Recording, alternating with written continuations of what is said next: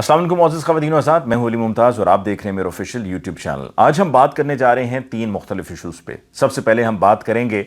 ज़िमनी इंतखाब की, जो 9 मुख्तलिफ नशिस्तों पर कौमी असम्बली के होने जा रहा है। फिर उसके बाद आगे बढ़ते हुए हम बात करेंगे चेयरमैन सेनेट रज़ा रब्बानी की, कि उनकी तरफ से ख़त मंजर आम पर आया जो कि सदर मुमलिकत आरिफ अलवी साहब के ख़िलाफ़ है। उस ख़त की तफसील पर बात करेंगे और फिर आखिर में हम बात करेंगे 14 अगस्त के जलसे की कॉल जो चेयरमैन पाकिस्तान तहरीक इंसाफ इमरान खान साहब की तरफ से दी गई है, और ये जलसा 14 अगस्त को इस्लामाबाद में होगा। इस तफसील में जाने से पहले आप तमाम दोस्तों से गुजारिश कि आप हमारे चैनल को सब्सक्राइब कीजिए, वीडियो को लाइक कीजिए और शेयर कीजिए ताकि ज़्यादा लोगों तक ये मालूमात पहुँच सकें। इलेक्शन कमीशन ऑफ पाकिस्तान, वही इलेक्शन कमीशन ऑफ पाकिस्तान के जिसने अभी कुछ रोज़ पहले ममनुआ फंडिंग के केस का फैसला सुनाया, और उस पर दुनिया भर से लोगों की वीडियो सामने आ रही हैं और उनकी तरफ से बताया जा रहा है कि हम पाकिस्तानी हैं और हमें फॉरेन एजेंट डिक्लेयर कर दिया गया है। उसी इलेक्शन कमीशन की तरफ से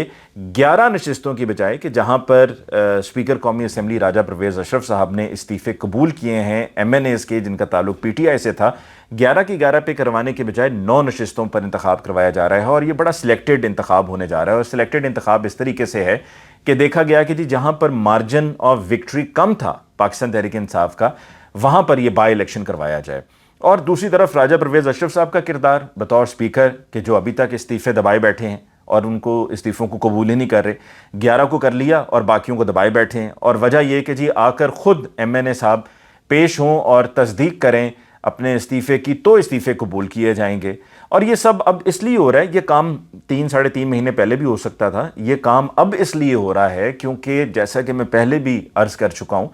कि ख़तरा है वफाकी हुकूमत को कि हमारे अगर इत्तेहादी खिसक गए, स्लिप हो गए, तो फिर हम क्या करेंगे, हम फंस जाएंगे। सदर साहब आरिफ अलवी साहब कहेंगे जी वोट ऑफ कॉन्फिडेंस लें, और हम वोट ऑफ कॉन्फिडेंस नहीं ले सकेंगे और असेंबली को तहलील करना पड़ जाएगा। तो लिहाजा ये एक मरहलावार इस्तीफ़ों को कबूल करने का सिलसिला शुरू कर दिया गया है, और मकसद ये है कि तमाम अरकाने कौमी असम्बली जिनका ताल्लुक PTI से था और उन्होंने इस्तीफ़े दिए हुए थे, उनके इस्तीफ़ों को कबूल करके फिर जो भी सुप्रीम कोर्ट का फैसला आया था, जिस फैसले में पार्लिमानी पार्टी और पार्लियामेंट्री लीडर की अहमियत जो है वो सामने आई थी, उसमें फिर राजा रियाज को बना दिया जाएगा पाकिस्तान तहरीक इंसाफ का पार्लिमानी लीडर।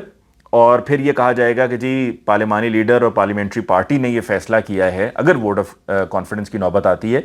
कि हम वोट शहबाज शरीफ साहब को देंगे। तो ये वो सारा गेम प्लान है। अब इस गेम प्लान और इस तरह के और कई गेम प्लान्स को बिल्कुल उनका धड़न तख्ता इमरान खान साहब ने इस तरीके से किया कि इमरान खान साहब ने ऐलान किया कि ये जो 9 नशिस्तों पर इंतखाब होगा, इन तमाम 9 नशिस्तों पर ज़िमनी इंतखाब मैं खुद लड़ूंगा, यानी कि कोई और नहीं लड़ेगा, इमरान खान साहब खुद वहाँ पर मुकाबला करेंगे इन 9 नशिस्तों पर। यह बात यकीनन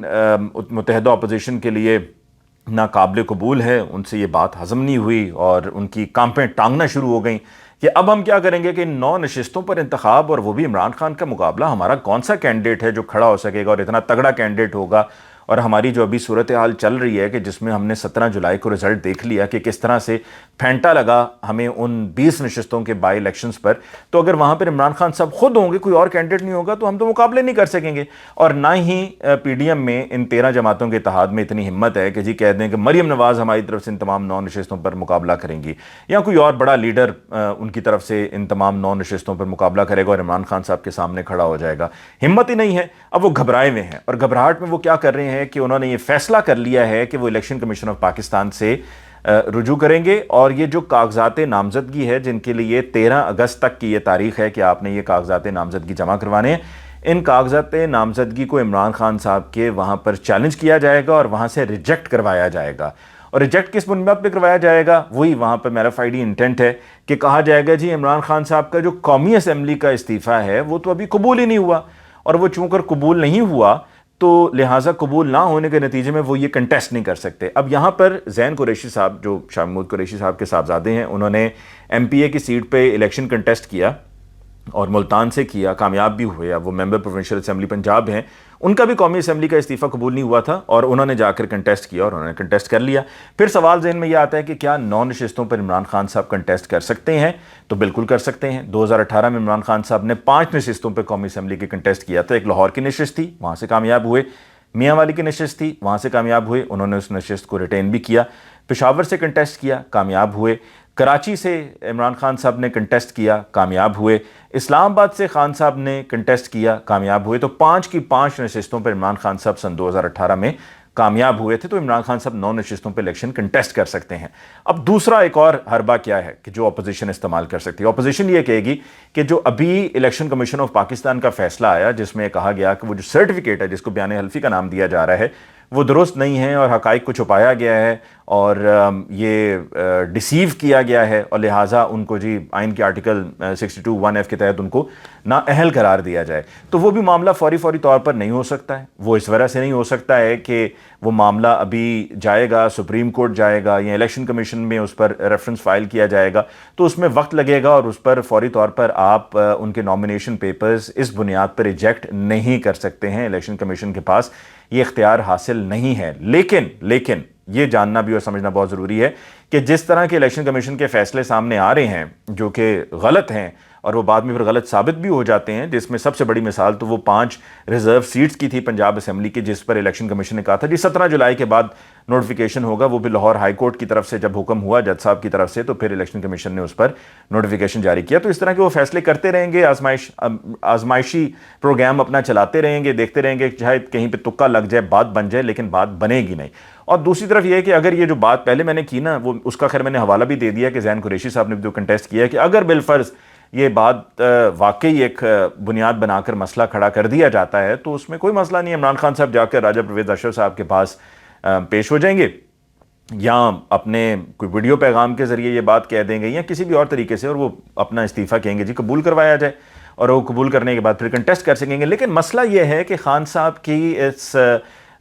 سیاسی فیصلے کا مقابلہ نہیں ہے۔ عمران خان صاحب کا یہ ماسٹر سٹروک ہے اور خان صاحب نے سب کو حیران کر دیا ہے، سب کو پریشان کر دیا ہے، الیکشن کمیشن بھی ہل کے رہ گیا ہے کہ یہ آخر ہوا کیا، ہم نے جو سوچا تھا اس کے بالکل برعکس ہو گیا۔ اوپر سے اتحادیوں کے پاس بھی اس کا جواب نہیں ہے، اب اس کے اوپر وہ بھلے جو بھی ریزنز کریٹ کرنا چاہیں وہ ان کی مرضی ہے۔ آگے بڑھتے جی بات کرتے ہیں رضا ربانی صاحب کی، جو سابق چیئرمین سینٹ بھی رہے ہیں اور پاکستان پیپلز پارٹی سے ان کا تعلق ہے رضا ربانی صاحب کا۔ رضا ربانی صاحب نے خط لکھا ہے، بیسکلی ان کی طرف سے چارج شیٹ ہے صدر مملکت کے خلاف، اور انہوں نے کہا ہے کہ جی وہ بطور سپریم کمانڈر اپنی صحیح سے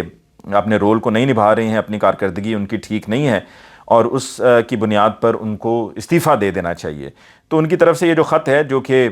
6 اگست 2022 کا یہ خط ہے، یہ بیسکلی پریس ریلیز ہے، اور اس میں انہوں نے وجوہات بیان کی ہیں کہ آرٹیکل 243(2) کانسٹیٹیوشن 1973 کا the supreme command of the armed forces vest in the president of Pakistan if by reason of his political affiliations which he should have shed when he assumed this office he is unable to perform his functions as supreme commander he should immediately resign۔ اب بات یہ ہے کہ رضا ربانی صاحب کی شاید یادداشت کا مسئلہ ہو گیا کہ رضا ربانی صاحب آپ کو خود یہ یاد ہونا چاہیے کہ آصف علی زرداری صاحب جب صدر تھے تو بطور صدر وہ کیا کرتے رہے ہیں؟ کیا ان کی پولیٹیکل افیلیشن ختم ہو گئی تھی؟ وہ تو بطور پاکستان پیپلز پارٹی کے شریک چیئرمین سارے فیصلے، سارے ہی معاملات، سب کام، تمام تر جو سیاسی چالیں تھیں، تمام تر احکامات تھے وہ ایوان صدر سے ہو رہے تھے، جہاں پر وہ بطور صدر خود موجود تھے۔ تو یہاں پر ہم کس طریقے سے ایک مثال بنا کر کہہ سکتے ہیں کہ جی بطور سپریم کمانڈر وہ اپنا رول پلے نہیں کر رہے ہیں اور ان کی پولیٹیکل افیلیشنز ہیں؟ آصف علی زرداری صاحب کو آپ دیکھ لیں، سابق صدر ممنون حسین صاحب کو آپ دیکھ لیں، وہ بھی یہی کرتے رہے ہیں، وہ وہی کرتے رہے ہیں جو ان کو نواز شریف صاحب کہتے رہے ہیں۔ تو عارف علوی صاحب کا جو رول رہا ہے جس میں انہوں نے کہا کہ جی آرڈیننسز جاری ہوئے، پھر پیکا قانون کی بھی بات ہوئی، پھر اس کے علاوہ جو ابھی ہیلی کاپٹر کریش میں پاکستان آرمی کے آفیسرز شہید ہوئے، ان کے نماز جنازہ میں شرکت نہ کرنے کی بھی بات ہوئی۔ یہ تمام معاملات ڈیفینیٹلی ایک بالکل کسی اس کو بیس نہیں ہے، کوئی بنیاد نہیں ہے، اور چیئرمین سینٹ،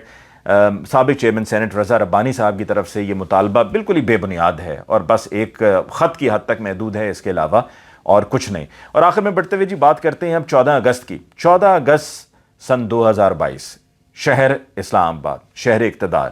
اور وہاں پر جلسہ ہونے جا رہا ہے پاکستان تحریک انصاف کا، اور یہ جلسہ میں سمجھتا ہوں کہ it's going to be the mother of all جلساز، اور یہ بہت بڑا جلسہ ہوگا، اور پاکستان تحریک انصاف نے بڑا بہترین دن چنا ہے اس جلسے کے لیے، اور یہ جلسہ جو منعقد کیا جا رہا ہے اس کو کرنے کے پیچھے وجوہات بھی یہی ہیں کہ جو آگے جا کر حکمت عملی ہے اس کا عمران خان صاحب اعلان کریں گے، جس میں 1 مہینے کا الٹیمیٹم دیا گیا ہے۔ اور میری معلومات کے مطابق پاکستان تحریک انصاف ایک اور کال دینے والی ہے اسلام آباد کی طرف کی، اور یہ لانگ مارچ ہوگا، اور یہ ستمبر کے مہینے میں لانگ مارچ ہوگا۔ اسمبلیاں اگر تحلیل نہ کی گئیں تو یہ فیصلہ ہو چکا ہے، اور اس دفعہ اس مارچ میں پاکستان عوامی تحریک بھی شامل ہوگی۔ جی ہاں، سانحہ ماڈل ٹاؤن پر عمران خان صاحب نے ابھی یہ کہا ہے، کچھ روز پہلے ڈاکٹر طاہر القادری صاحب سے ان کی گفتگو بھی ہوئی تھی، اور یہ انہوں نے کہا ہے، اور اس بات پر وہ قائم ہیں، ڈٹے ہوئے ہیں کہ سانحہ ماڈل ٹاؤن کے شہداء کو انصاف دلوانا ہے۔ اور بہت تاخیر ہو گئی، 2014 سے لے کے اب تک وہ انصاف کے لیے مارے مارے پھر رہے ہیں، مختلف فورمز پر انہوں نے کوششیں کی ہیں، لیکن کہیں سے ان کو ریلیف نہیں ملا ہے۔ تو جو ورثاء ہیں جن کو ہم سلام پیش کرتے ہیں کہ کیا کیا کچھ ان کو آفر نہیں کیا گیا، ان کو